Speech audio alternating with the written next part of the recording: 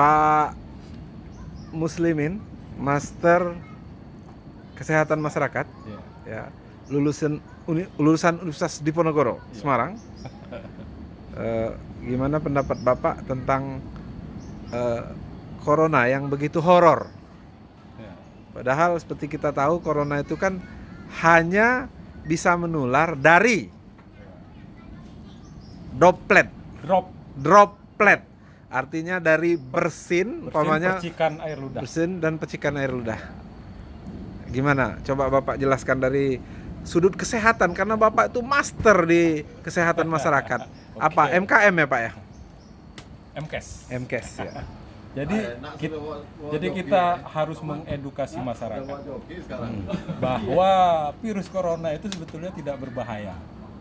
Yang berbahaya itu penyebarannya, karena sangat cepat dan masif tadi.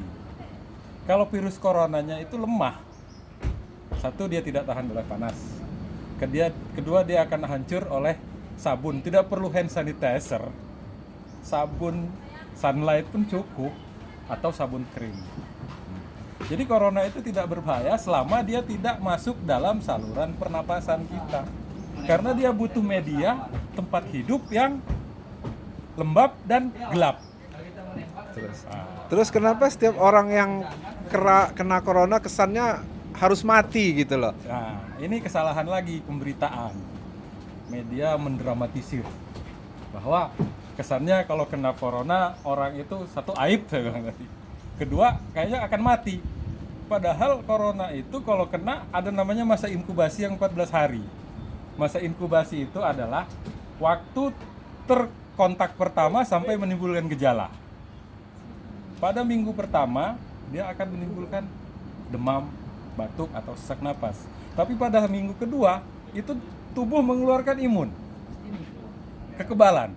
Karena tubuh manusia diciptakan sedemikian rupa sama Tuhan.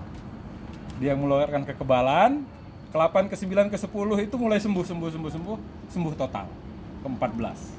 Sehingga nggak ada yang perlu ditakutkan. Corona ini virus yang biasa, nggak beda sama virus flu. Kalau dia didramatisir ya jadi menakutkan. Yang rentan terhadap virus corona ada 3. Pertama, usia lanjut, lansia, 70 ke atas. Jadi yang di rumah saja itu lansia ya? Ya. Dan bukan anak sekolah atau pegawai negeri TNI Polri, bukan? Yang kedua, balita, ya. Bayi di bawah 5 tahun. Itu sama, sebabnya kenapa? Daya tahan tubuhnya masih lemah, masih labil, belum stabil. Lansia gitu juga, daya tahan tubuhnya yang lemah. Yang ketiga, orang yang mempunyai penyakit kronis, entah itu TBC, entah itu hepatitis, entah itu liver, entah itu ginjal, yang menahun. Nah, itu yang berbahaya. Jadi kalau buat orang yang tidak punya penyakit kronis, tidak punya bukan lansia dan balita, saya rasa aman-aman saja. Kenapa harus di rumah saja?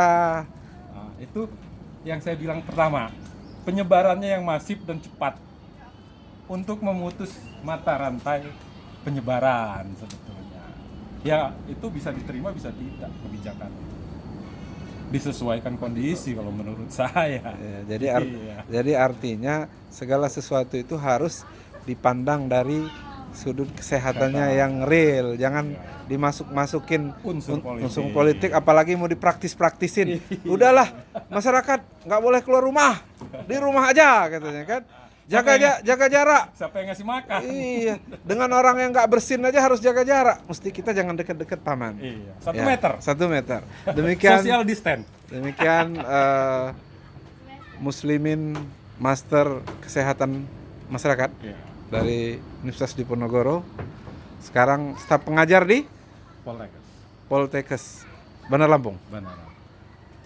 Dilaporkan langsung dari Anjung Bangoki, pesisir barat Lampung, Indonesia.